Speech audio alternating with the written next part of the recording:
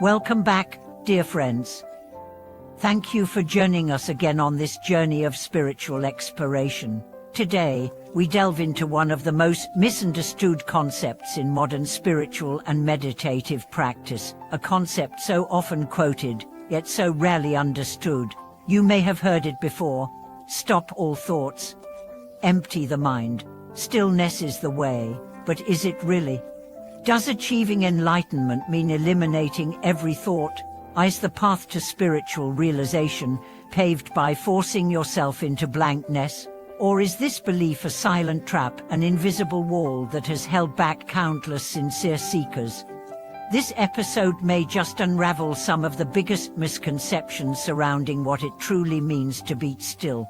Because what many call stillness is often nothing more than suppression, and what many interpret as emptiness is often a kind of dissociation. Today, we are going to explore this illusion in depth, and we are going to do it in a way that brings clarity, not confusion. Because real silence isn't about muting the mind, it's about mastering the mirror. Let's begin with a simple but powerful question. Have you ever tried so hard to meditate that your head started to hurt? Have you ever forced yourself to not think so intensely that you ended up thinking about not thinking? If so, you're not alone. In fact, you are in the company of thousands who have mistaken mental blankness for spiritual presence. The phrase, "Oh thoughts, woe mind," has echoed through monasteries and meditation halls for centuries. But what does it really mean? Did the great sages who coined these words actually mean we should strive to become thoughtless robots? Of course not. In the original teachings of many Buddhist and Vedantic lineages, no mind doesn't mean the mind stops working. It means the mind becomes transparent. The thoughts are still there, but they don't dominate you anymore. They pass like clouds across the sky. You see them, you know them, but you don't get caught in them. The difference is subtle, yet everything hinges on it. Stillness is not about stilling your thoughts. It's about stilling your reaction to them. Here's a story. A young practitioner once sat with a master and said, "Master, I am meditating many hours each day, but the thoughts, they keep coming. I try to push them away, but it only gets worse." The master smiled and poured a glass of water into a bowl filled with dirt. The water turned muddy. Then the master said, "And now let it sit." Slowly, the dirt settled and the water cleared. "That is meditation," he said. "You do not stir the mind, you allow it to settle. Thoughts will come, but don't stir them, don't chase them, don't fight them." You see, the very effort to fight thoughts becomes another thought. The desire to be empty becomes another craving. And craving is craving, whether for pleasure or for peace. As long as you're trying to be silent, you are already not silent.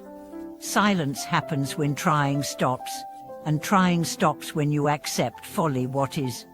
This brings us to one of the most dangerous pitfalls in spiritual practice today, the pursuit of void.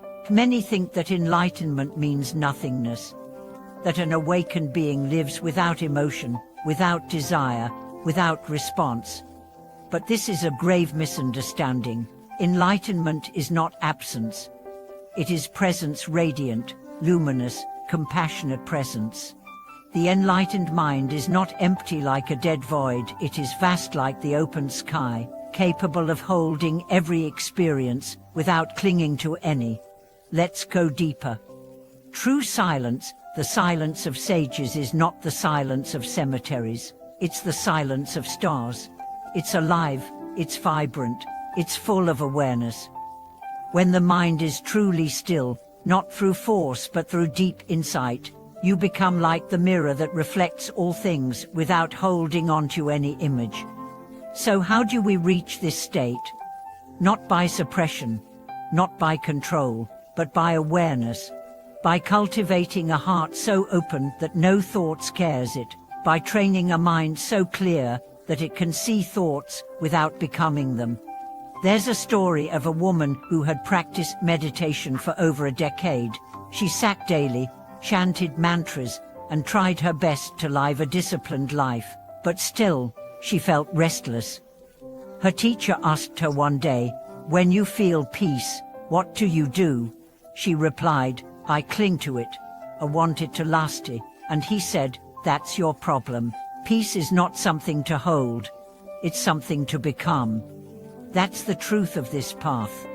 Stillness is not a place, it's a way of being. It's when you're no longer running away from thoughts, emotions, sounds, distractions, but welcoming them as visitors, bowing to each one with mindfulness and love. One of the greatest misunderstandings in meditation is that emotion is the enemy, that to be spiritual means to feel nothing.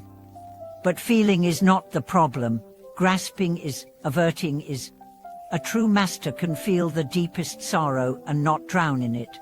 A true yogi can witness anger rise and not act it out. The wave rises and falls, but the ocean remains unchanged. Let's bring this home. In your daily life, the test of your meditation is not how blank your mind can be on a cushion, but how open your heart remains when someone insults you, or when plans fall apart, or when fear grips your chest. That's the real practice. Not how long you sit, but how you sit with discomfort. Not how quiet you are, but how honest you are. If silence were about shutting down thoughts, then everyone who's ever daydreamed would be enlightened. But the true silence is something else entirely. It's the space inside you that's never moved, never disturbed, never threatened. It's the awareness that watches the movie without becoming the actor. It's the place where wisdom is born not from resisting thought, but from understanding it. So I invite you today to stop fighting your thoughts. Don't try to force your mind into submission. Don't chase enlightenment like a prize. Instead, become curious, become kind, become still in your acceptance. That's where the real treasure lies. Thank you for watching this video. If it brought you clarity, please leave a comment below and share your journey with us. Tell us about your own experiences with meditation, both the struggles and the insights. We grow together by hearing each other's stories. And if this content resonates with you, don't forget to like, subscribe, and share. Let's create a space where true silence is not feared, but embraced. Where presence is not confused with numbness, and where every one of us becomes not just a seeker, but a living flame of awareness.